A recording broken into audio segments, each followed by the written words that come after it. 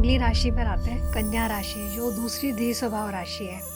पहले मैं फिर दोबारा इसमें पढ़ती हूँ कि आपने लिखा है, सिंह में हमने देखा कि मनुष्य अपना प्रभुत्व जमा चुका है और संसार को अपने तरीके से जीत चुका है, और इस प्रक्रिया में उसका अहम बहुत बढ़ जाता है। ऐसे में उसको व्यावहारिकता की औषधि की नितांत आवश्यकता होती है, क्योंकि अति घमंडपूर्ण अहम की भावना भले से बुरा अधिक करती है। कन्या की निर्मलता, पवित्रता यह औषधि प्रदान करती है। इस लाइन को आप समझाइए, अब कैसे ली, मतलब ये दो एंगल से पकड़ना पड़ेगा। एक तो जब हम किताब लिखते हैं तो जी हाँ। एक हम लिखते हैं यूनिवर्सल एंगल से, ग्लोबल एंगल से, इन राशियों का ब्रह्मांड पे या पृथ्वी लोक पे क्या असर है, जी कैसे ऑपरेट करती हैं। तो एक तो उसकी बात है, उसकी बात करते हैं। तो वहाँ पर जो ईगो है, किसी भी आदमी में ईगो को जो शांत कर रहा है, पुरुष के ईगो को शांत कर रहा है, जी जी वो स्त्री ही शांत कर रही है। जी। ये दो तरह की स्त्री है, बड़ा संकट है ये। हम्म एक तो आपके भीतर की स्त्री है, एक सामने की स्त्री है। हम्म। हर पुरुष के भीतर स्त्री है, हर स्त्री के भीतर पुरुष है। बड़ी गहरी तो बात है ये। जी गहरी बात है। जी और हर पुरुष के भीतर, मान लीजिए एक लियो की बात करते हैं, उसने बड़ा ईगो वीगो दिखाया और अपना पतन के कगार पे चला आया, तो उसके भीतर का जो फेमिनिन कैरेक्टरिस्टिक है, जी जो उसके भीतर स्त्री है, वो उसको समझाती है कि भाई साहब आप क्या कर रहे हैं, आप ऐसा क्यों कर रहे हैं, हम्म। आपको ऐसा नहीं करना चाहिए। ये तो कम लोगों को एहसास होता है, लेकिन साक्षात स्त्री जरूर समझाती है। जी अगर कोई सिंह लगन का आदमी हो या सिंह राशि का आदमी हो, वो अगर अपनी सीमाओं से क्रॉस करता है, तो उसकी माँ, बहन, प्रेयसी, पत्नी उसको समझाना शुरू करती है, जी भाई साहब आप क्या करते हैं, या जी। पतिदेव आप क्या करते हैं, या प्रेमी जी आप क्या करते हैं, जी। आपके पास इतने सगुण हैं और आप इन गुणों को दुर्गुणों में क्यों बदलना चाहते हैं। तो ये चूँकि ये सुकन्या है, अभी ये वर्जिन है, कन्या राशि जो है, तो उसकी बात किसी को भी समझ में आती है। कहते हैं कि इस राशि के लोग धैर्यवान होते हैं, पर इसमें एक दूसरी बात भी है कि वो कन्या का जो एक स्वरूप बताया है, नौका में बैठी हुई एक कन्या जिसके हाथ में गेहूं की बाली भी है।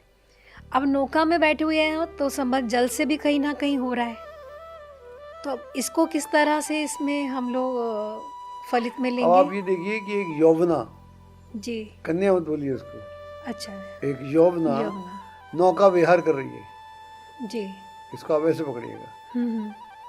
एक यौवना नौका विहार कर रही है और उसके हाथ में गेहूं की बाली है। बाली है कि- जो गेहूं की बाली है वो प्रजनन को इंडिकेट करती है, अच्छा हाँ। वो प्रजनन को इंडिकेट करती है।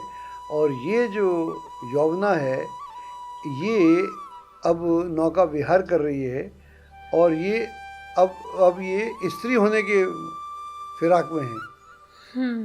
अब ये अपने कौमार्य को त्यागने को तैयार है, बशर्ते कि इसके लायक कोई व्यक्ति मिले इसे। ये अपने कौमार्य को भंग करवाने को तैयार है, क्यों, जब इस शर्त पर कि इसे कोई इसके योग्य वर मिले, क्योंकि अब ये मदरहुड का एक्सपीरियंस लेना चाहती है। माँ होने की तैयारी में, लड़की से यौवन तो हो चुकी है, युवती तो हो चुकी है, जी तो जी। युवती से ये मदरहुड की तैयारी कर रही है। तो मदरहुड के लिए इसको कौमार्य का त्याग करना पड़ेगा, इसलिए नौकार में विहार कर रही है और तलाश कर रही है कि मुझे कोई ऐसा व्यक्ति मिले कि जहाँ से मैं अपने जीवन की यात्रा शुरू करूँ। सही, बहुत ही अच्छा बताया आपने, क्योंकि वही बात है, छठी से वो सप्तम की तरफ अग्रसर हो रही है ये राशियाँ, जो जोड़िए की राशियाँ हैं, तो उसी से एक कनेक्शन बन रहा है। सर, इस राशि में एक चीज़ और भी लिखी है कि कन्या राशि में पृथ्वी की दोहरी प्रकृति है, जो इस तथ्य की ओर इशारा करती है कि इसमें उलझन जन्मजात घटना है और इस सत्य को नकार नहीं सकते। यदि संघर्ष ना हो तो जीवन रुक जाता है। ये मतलब किस तरह से संघर्ष कैसा है इस राशि में। हमने बात की थी मिथुन की उससे पहले जी। तो मिथुन में हम बोल रहे थे कि शब्द की जो उत्पत्ति है वो आकाश से हुई, हाँ जी। और पृथ्वी पर शब्द आया वायु जी के द्वारा। जी और ये जो राशि है कन्या राशि, मिथुन भी द्विस्वभाव है जी हाँ और कन्या भी द्विस्वभाव है, लेकिन ये पृथ्वी तत्व राशि है, जी ये पृथ्वी तत्व राशि पृथ्वी। है। तो जो शब्द था वो विचार बन गया, जो हाँ जी। शब्द वहाँ से ट्रेवल जी किया जी था जी तो विचार बन गया, और विचारों में आसानी से सहमति नहीं होती। बिल्कुल। दो व्यक्ति हों उनके पास 10 विचार होते हैं, व्यक्ति दो होते हैं तो जी हाँ। विचार कई हो जाते हैं। जब विचारों में सहमति नहीं होती तो वहाँ पर एक सामंजस्य नहीं स्थापित होता। जब सामंजस्य नहीं स्थापित होता, अब ये जैसे इसमें आपने प्रतीक बताया इसका, तो ये यौवना अब तलाश में है कि मुझे कोई मिलेगा नहीं मिलेगा, जी मुझे कौन मिलेगा, सही मिलेगा नहीं मिलेगा। जी हाँ। कहानी में तो सही मिल जाता है, फिल्म में सही मिल जाता है, क्या ज़िंदगी में ऐसा होगा? और ज़िंदगी में ऐसा नहीं होगा तो फिर मेरी ज़िंदगी कैसी होगी? तो ये सवाल हैं, बिल्कुल। ये बड़े व्यवहारिक सवाल है, ये ज़मीनी सवाल है, ज़मीनी हकीकत है। तो इस तरह की दुविधाएं कन्या लग्न या कन्या राशि के लोगों में अक्सर हर मोड़ पे देखने को मिलती हैं। यौवना तो एक दिन के लिए अपना कौमार्य भंग कर रही है, लेकिन यहाँ रोज स्थिति ऐसी हो रही है जहाँ पर आपको ये सोचना पड़ रहा है कि मैं जो ये स्टेप लेने जा रहा हूँ या जा रही हूँ, क्या ये उचित है, क्या ये उचित नहीं है। तो ये दुविधा, ये जो मरकुरी की दुविधा है जी जी। या डुअलिटी की दुविधा है, ये दुविधा यहाँ पर बनी हुई है।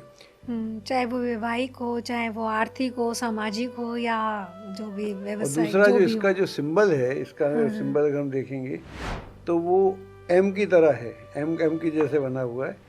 एम का बनने के बाद में वो नीचे की तरफ उसका जो एक एरो आता है, इसका एम है और वो नीचे की तरफ आता है। आप कल्पना कीजिए कि आप अभी यौवन हैं, युवा हैं, और अभी आपको स्त्री होना है या अभी आपको माँ होना है, तो हमको प्रतीक से समझना पड़ेगा।